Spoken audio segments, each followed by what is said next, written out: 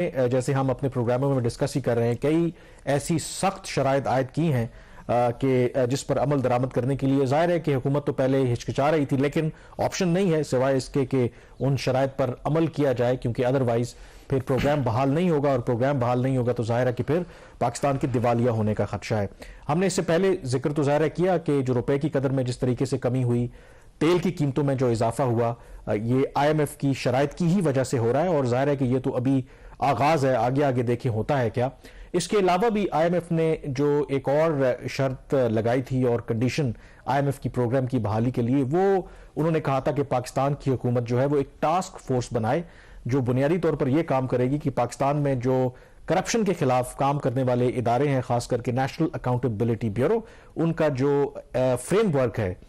اس کا جائزہ لیا جائے اور وہ رپورٹ جو ہے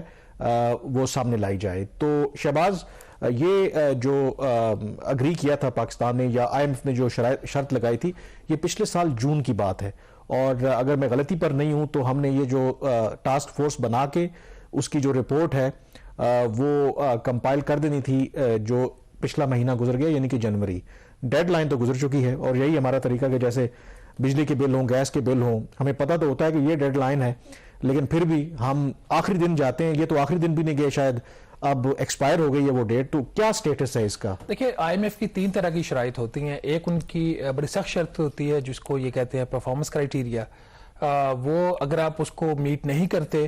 تو پھر آئی ایم ایف کے بورڈ سے اس کی آپ کو ویور لینا پڑتا ہے۔ دوسری انڈیکیٹو ٹارگیٹس ہوتے ہیں، وہ ریلیٹیولی سافٹ ویئر ہوتے ہیں لیکن آپ کو وہ اچیو کرنے ہوتے ہیں۔ تھرڈ جو ہوتا ہے وہ اسٹرکچرل بینچ مارک ہوتا ہے۔ اسٹرکچرل بینچ مارک میں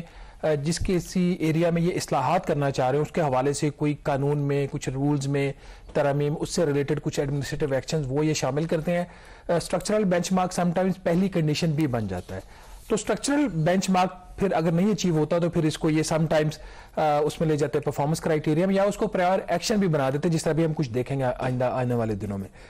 تو اس کیس میں جب پچھلے سال جون میں پاکستان نیگوشیٹ کر رہا تھا آئی ایم ایف سے پروگرام کی بحالی کے لیے، تو اسی عرصہ کے دوران آپ کو یاد ہوگا کہ پی ڈی ایم کی حکومت نے جو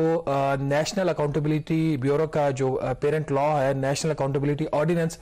اس میں کچھ ترامیم کی۔ اس ترامیم کے اوپر شور پڑ گیا جی کہ یہ، اور وہ فیصلہ ابھی سپریم کورٹ میں بھی ہے، معاملہ سپریم کورٹ کے پاس ہے۔ اس میں انہوں نے بنیادی طور پر یہ کیا کہ جو لمٹ ایک لگا دی نیب کے اوپر کہ وہ کون سے کیسز جو ہے وہ انویسٹیگیٹ کر سکتا ہے۔ اس میں جتنے بھی کیسز 500 ملین روپے کے الجڈ کرپشن کے تھے، وہ اسے اگر اوپر کی کرپشن ہے 50 کروڑ روپے کی تو وہ نیب میں جائے گی، اس سے نیچے ہے تو پھر ایف آئی اے یا پھر ریسپیکٹو پروونشل جو اینٹی کرپشن باڈی اس میں جائے گی۔ اسی کانٹیکس میں یہ ایک اسٹرکچرل بینچ مارک لگا جس کی جو ڈیڈ لائن تھی 31 جنوری تھی، لیکن اس حکومت نے تقریباً 6 ماہ لگا دیے صرف اس چیز کے اوپر کہ جی یہ اینٹی کرپشن ایک ٹاسک فورس بننی تھی، وہ جو ٹاسک فورس کا سربراہ کون ہوگا، اس کی کمپوزیشن کیا ہوگی، یہ انہوں نے پہلے آفر کیا تھا شاید خاقان عباسی صاحب کو کہ وہ چیئرمین بن جائے جب مفتاح اسماعیل وزیر خزانہ تھے۔ تو خاقان عباسی صاحب نے کہا کہ میرا خود نیب کا ایک میرا کیس ہے تو میرا کانفلکٹ آف انٹرسٹ ہوگا، انہوں نے ایکسکیوز کر لیا تھا۔ ابھی انہوں نے اس میں کیا یہ ہے کامران کہ انہوں نے جو ہمارا ایک بیوروکریسی کا اور حکومت کا ایک طریقہ کار ہے کام کرنے کا، ناظرین جو ٹاسک فورس ہے یہ انہوں نے 27 دسمبر 2022 کو انہوں نے یہ نوٹیفائی کیا، مطلب جو شرط پورے کرنے کی ڈیٹ تھی وہ تھی 31 جنوری 2023۔ یہ 31 جنوری 2023 تک صرف نوٹیفیکیشن اس کا نہیں ہونا تھا، ٹاسک فورس نوٹیفائی ہونی تھی، اس نے اپنا کام کرنا تھا، پاکستان کے اینٹی کرپشن کے جتنے بھی انسٹیٹیوشنز ان تمام کا جائزہ لینا تھا، ایک رپورٹ مرتب کرنی تھی اور اس کو پبلش کرنا تھا۔ خیر as per our usual speed ہم نے 27 دسمبر 2022 کو ٹاسک فورس کو نوٹیفائی کیا۔ اس کے جو چیئرمین لگائے گئے وہ ہمارے لا منسٹر اعظم نذیر تارڑ صاحب، اس کے چیئرمین، ممبرز میں رانا ثناء اللہ خان، عائشہ غوث پاشا جو minister of state of finance کی، قاضی ملک صاحب ہیں، ایک مہتا صاحب ہیں، یہ پھر اس کے علاوہ ایک جج ہیں سابق، پھر ناصر کھوسا صاحب ہیں، یونس ڈھاگا فارمر سیکرٹری فائنانس ہیں، اور 2 اور ممبران ہیں۔ یہ کمیٹی صرف ابھی تک 2 دفعہ ملی ہے، اور پہلی جو میٹنگ ہوئی ہے کمیٹی کی وہ 4 جنوری 2023 کو ہوئی، دوسری اس کی جو ایک میٹنگ ہوئی وہ 25 جنوری 2023 کو ہوئی۔ تو انہوں نے اب ایک ڈرافٹ ابتدائی جو رپورٹ ہے وہ آئی ایم ایف کو انہوں نے پیش کر دی ہے۔ اس کا کامران جو اگر اس کا خلاصہ لیا جائے تو اس کی جو رپورٹ کا جو پہلا انٹرو اس کا ہے, جو پہلا سینٹینس ہے وہ یہ ہے کہ there is no comprehensive definition of corruption exist, کہ اس وقت کوئی ایسی ایک جامع ایک تعریف ہی نہیں ہے کہ کرپشن ہے کیا. ان کی جو میجر فائنڈنگز ہیں اس میں جو سب سے بڑی ان کی ریکمنڈیشن گئی ہے آئی ایم ایف کو, اور یہ ابھی یاد ہے کہ ڈرافٹ رپورٹ ہے, وہ یہ ہے کہ جو نیب کا اور ایف آئی اے کا قانون ہے, ان دونوں کے جو قوانین ہیں, ان میں ترامیم کی ضرورت ہے. یہ ان کی سب سے بڑی ریکمنڈیشن. حکومت نے یہ بات مانی ہے کہ نیب کے قانون میں اور جو ایف آئی اے کا قانون ہے 1974 کا, ان میں ترامیم کی ضرورت ہے. یہ ضرورت وہ کیوں کہہ رہے ہیں, اس کی جو بنیادی وجہ یہ بتا رہے ہیں کہ ان کے جو جورسڈکشنز ہیں دونوں کی, نیب کی اور ایف آئی اے کی, یہ کلیئر نہیں ہے. اس وجہ سے ان کے قوانین میں جو ہے وہ ترامیم کی ضرورت ہے. اس کے ساتھ جو باقی دوسری ان کی ریکمنڈیشن یہ ہے کہ جو جتنے بھی پبلک سیکٹر انٹرپرائزز ہیں ان کے جو بینک اکاؤنٹس ہیں ان کی انسپیکشن کی ضرورت ہے. اب اس ریکمنڈیشن کا کیا بیک گراؤنڈ ہے, یہ اس کا مجھے وہ جو ڈرافٹ رپورٹ میں اس کا مجھے ذکر نظر نہیں آیا کہ کس وجہ سے ان کے اکاؤنٹس کو انہوں نے دیکھنا چاہتے ہیں پبلک سیکٹر انٹرپرائزز کے.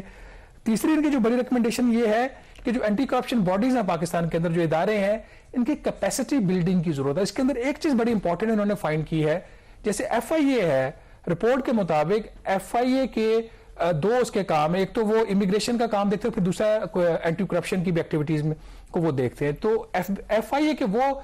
جو ان کا جو عملہ ہے یا ان کے افسران ہیں جو امیگریشن کے کام میں لگے ہوئے ہیں, ان کے پاس اس چیز کی صلاحیت اور استطاعت ہی نہیں ہے کہ وہ کرپشن کی انویسٹیگیشنز کر سکیں. اور یہ ایک بہت بڑی اس کے اندر ایک چیز سامنے آئی ہے کہ 50% جو اس کی ورک فورس ہے وہ امیگریشن کے کام پہ لگی, اور امیگریشن کے ڈیسک کا بندہ جب ایز این انویسٹیگیشن آفیسر آتا ہے تو اس کا بیسک نالج نہیں ہوتا انویسٹیگیشن کا. یہ اس رپورٹ کے اندر لکھا گیا ہے, تو اس لیے اس کی ایک کیپیسٹی بلڈنگ کی ریکمنڈیشن گئی ہے. اس کے ساتھ ہی کچھ اور بھی میجر ریکمنڈیشن ہے جس میں انہوں نے کہا ہے کہ جو chief finance and accounts officer لگائے جائیں تمام اداروں میں, اور چیف انٹرنل آڈیٹرز بھی لگائے جائیں تمام اداروں کے اندر. تو اس قسم کی کامران ان کی چند میجر جو ریکمنڈیشنز ہیں وہ آئی ہیں. اچھا, اس میں دو چیزیں ہیں. جو ایک جو کہہ رہے ہیں نا آپ کے بڑی حیران کن بات ہے, ظاہر ہے کہ اس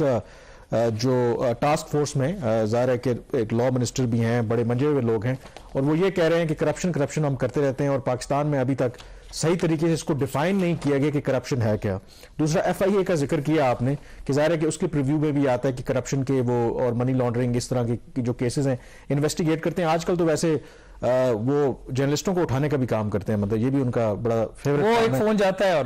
مطلب دھیان سے بولیے, ہاں دھیان سے بولیں. وہی میں کہہ رہا ہوں کہ آپ کا یہ تجربہ اچھا نہیں ہے. اصل میں پرابلم پتہ ہے کیا ہے, دیکھیں یہ جو ٹاسک فورس بنی ہے, جو ریکمینڈ کرنے والے ہیں وہ بھی پاکستانی ہے, وہ کہیں نہ کہیں کوئی بیوروکریٹ ہے, کوئی جج ہے, کوئی پولیٹیشین ہے, سارے اس سسٹم کے انز اینڈ آؤٹس کو جانتے ہیں. ہمارا مسئلہ یہ ہے کہ ہمیں پتہ ہے کہ اس ملک کے پرابلمز کیا ہیں, بڑے اچھے سے پتہ ہے, اس کے سولوشنز بھی پتہ ہیں. فرق یہ ہے کہ کرے گا کون ان کو حل کرنے کے لیے, پھر کوئی ایفرٹ نہیں کرتا. مطلب یہ تو بڑا سمپل ہے نا, 2+2 ہی ہے, لیکن ایفرٹ کوئی نہیں کرتا. یہ بڑا سب سے بڑا یہ آپ نے بالکل ٹھیک ہے. اسی کے اندر اسی رپورٹ کے اندر بہت ساری چیزیں اس میں سامنے آتی ہیں. مطلب ایک تو خیر مجھے اس سوچ پہ حیرانگی ہوتی ہے کہ ایک اگر آپ نے کام کرنا ہے اور آپ کو فورس کیا جا رہا ہے کہ آپ کرو, اسٹرکچرل بینچ مارک ہے, کل کوئی پرائر ایکشن بھی بن جاتا ہے, تو آپ اس کو کانسٹیٹیوٹ ہی کرتے ہو اس کے ایک ہفتہ ایک مہینہ پہلے جو اس کی ڈیڈ لائن ہے. وہ کمیٹی کیسے کام کرے گی, کیا اس کی ریکمنڈیشن, میرے ذرائع یہ بتا رہے ہیں کہ یہ جو ایون کے ڈرافٹ رپورٹ بھی ہے یہ بھی ایسے ہی بنی ہے, ٹھیک ہے, لیکن اس کے اندر انہوں نے ایک وے فارورڈ دیا ہے, اور ساتھ انہوں نے یہ کہا ہے کہ یہ جو اس طرح کی جو اینٹی کرپشن جو ایکٹیویٹیز ہوتی ہیں یہ شارٹ ٹرم نہیں ہوتی, یہ لانگ ٹرم ہوتی ہیں. اس کے لیے بڑا لمبا منصوبہ بنانا پڑے گا, وہ ہم بنائیں گے اور آئی ایم ایف کے ساتھ شیئر کریں گے. اور ایک جو چیز اس کے اندر انہوں نے ایمفیسائز کی ہے کہ کرپشن ختم کرنے کے لیے سزا کی جو ڈیوریشن ہے وہ امپورٹنٹ نہیں ہے. انہوں نے کہا جی کہ سیویریٹی of the punishment is not important, what is important کہ سرٹینٹی, کہ ہاں واقعی اگر آپ نے کرپشن کیا تو آپ کو سزا ملے گی. یہ ان کا ایک باٹم لائن ہے. یہ اور ایک کس حد تک یہ بات ٹھیک بھی ہے. پاکستان میں ایک بدقسمتی یہ رہی ہے کہ جو لوگ یہ کہتے ہیں کہ انصاف ہونا چاہیے, پاکستان کے اندر دو نظام ہے, امیر کے لیے اور غریب کے لیے, اور انہی لوگوں نے اسی سسٹم سے